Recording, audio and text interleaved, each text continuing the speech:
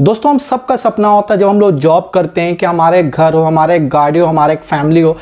Welcome back to my channel. इस video में मैं बात करूंगा कि क्या घर खरीदना एक अच्छा इन्वेस्टमेंट है या आपका खराब इन्वेस्टमेंट है। दोस्तों हम सबका सपना होता है जब हम लोग जॉब करते हैं कि हमारे एक घर हो, हमारे एक गाड़ी हो, हमारे एक फैमिली हो और एक घर से हमारा काफ़ी ज़्यादा सेंटिमेंटल रिश्ता होता है। हम लोग को ऐसा लगता है कि अगर हम लोग घर एक बाय कर लेंगे तो एक आपका हमेशा के लिए एक आपका सेटल होने का आपका फाइनली प्लान हो जाता है। लगता है कि चलो फाइनली एक घर हो गया, अब हमको किसी तरह का कोई भी टेंशन नहीं है क्योंकि अपना घर अपना ही घर होता है। अगर आपका कोई सपना ये है कि मुझे एक ऐसा घर बनाना जो आने वाला 100 साल के लिए भी आपके पूरे फैमिली के लिए आपका बेनिफिशियल हो, जैसे होता है ना हवेली टाइप का जो लोग बनाते हैं, करिए मेरे हवेली है, ये मेरा आपका फार्म हाउस है, उस तरह से अगर कुछ आपके दिमाग में है तो आप घर खरीदना कोई बड़ी बात नहीं, आप खरीद सकते हो, वो एक अलग सिनारियो है। लेकिन अगर आप है जो घर इसलिए खरीद रहे हैं क्योंकि आपको एक तरह से इन्वेस्टमेंट करना ताकि और लॉन्ग टर्म में आपको और बेनिफिट हो, तब घर खरीदना जो है था वो काफ़ी ज़्यादा बैड इन्वेस्टमेंट होता है। बैड इन्वेस्टमेंट इसलिए होता है क्योंकि ज़्यादातर जो आपका रियल एस्टेट है, खास करके आपका जो घर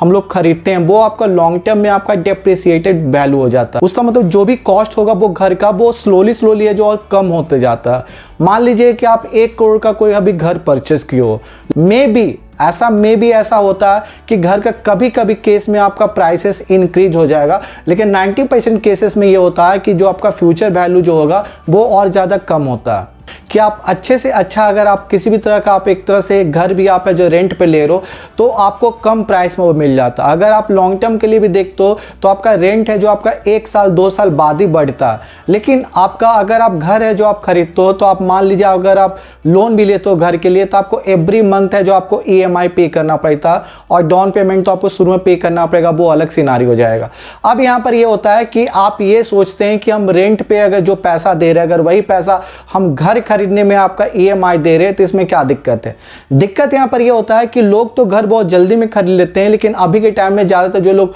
खास करके प्राइवेट जॉब करते हैं उनका हर 1 या 2 साल बाद देखते हैं उनका वो सिटी चेंज कर रहे हैं। अगर आप एक सिटी में हैं तो कोई प्रॉब्लम नहीं है, लेकिन अगर सिनारियो वो लेते हैं कि आपको लेट से अभी आप दिल्ली में हैं, आपको मुंबई शिफ्ट करना 2 साल बाद, 2 साल बाद जब शिफ्ट करना तो आपका घर ऑलरेडी आपका लोन चल रहा, आप EMI पे करो, उस केसेस में क्या होगा कि आपका जो रेंट है जो उतना नहीं मिलेगा जितना वो घर का वैल्यू था। मान लीजिए आपका एक आप 2 BHK का फ्लैट आप खरीद रहे हो 1 करोड़ में दिल्ली में और आपका जो रेंट आ रहा वो आपका 25,000 आ रहा, लेकिन अगर आप 25,000 को आप आने वाला 70 साल भी आप देखेंगे तो आपका अमाउंट जो होगा आपका कम ही रहेगा। इस वीडियो में मैं बात करूंगा 4 एक ऐसे पॉइंट जो आपका है जो हेल्प करेगा कि क्यों है जो घर खरीदना एक बैड इन्वेस्टमेंट है। नंबर 1 पे आपका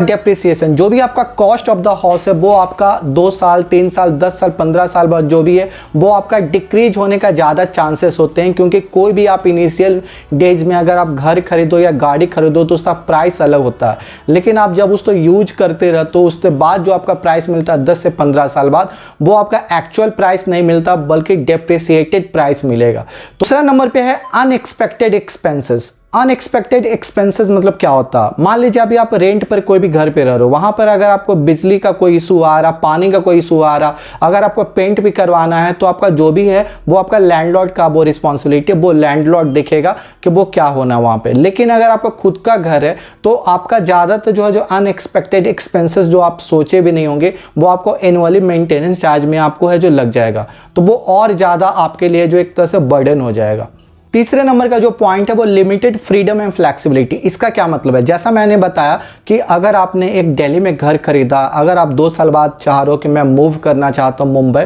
उस केसेस में क्या होते हैं कि आपको जाने का मन रहेगा भी तो आप नहीं जा सकते हैं, क्योंकि आपको लगेगा कि आपका ऑलरेडी है जो दिल्ली में घर है, आप मुंबई में जाओगे तो फिर आपको मुंबई में रेंट पर रहना पड़ेगा, दिल्ली का घर है उसमें रेंट लगाना पड़ेगा, ये एक तरह से आपका है जो काफ़ी ज़्यादा आपके लिए बर्डन होता है। लेकिन अगर वही आप रेंट पर रहते हो दिल्ली में, अगर आपको मुंबई मूव करना होता है तो उस केसेस में आपके लिए ज़्यादा प्रॉब्लम नहीं होता है, क्योंकि आपको लगता है ये रेंट पर है। जैसे ही आपका 1 साल का जो आपका कॉन्ट्रैक्ट होता है घर का वो आपका कंप्लीट होने के बाद आप मुंबई शिफ्ट हो सकते हो। लेकिन अगर आपका खुद का घर है तो उस केसेस में काफ़ी ज़्यादा प्रॉब्लम होते हैं। आप मूव तो करोगे लेकिन काफ़ी ज़्यादा आपको इशूज़ क्रिएट होगा उसको फेस करना पड़ेगा। फोर्थ नंबर पे है कि अगर आपने घर खरीदा और आप ये चाह रहे हो कि लाइफ टाइम के लिए आप वो घर पे रहते हो, तो आपका एक तरह से कैश फ्लो है जो वो रुक जाएगा। लेट से अगर आप 1 करोड़ रुपये आप इक्विटी में लगाते हो, म्यूचुअल फंड में लगाते हो, उसका जो आपको इंटरेस्ट मिलता है, डिविडेंड मिलता है, वो आपको कम से कम ज़्यादा तो मिलेगा। यहाँ पर अगर आप घर है जो रह रहे हो, अभी अगर मान लो आपका 30 साल के एज में आप घर खरीद रहे हो, तो आने वाला जो आपका 30 साल रहेगा उस केसेस में आपका जो भी आपका लाइफ का सेविंग है वो अपने घर में लगा ले। शेयर मार्केट तो इक्विटी हो गया, म्यूचुअल फंड हो गया, एफडी हो गया, ये सब में पैसा आप नहीं लगा सकते क्योंकि आपके पास पैसा है ही नहीं। तो कैश आता था, अगर आप म्यूचुअल फंड और शेयर मार्केट में लगाते वो कैश आना बंद हो जाएगा। तो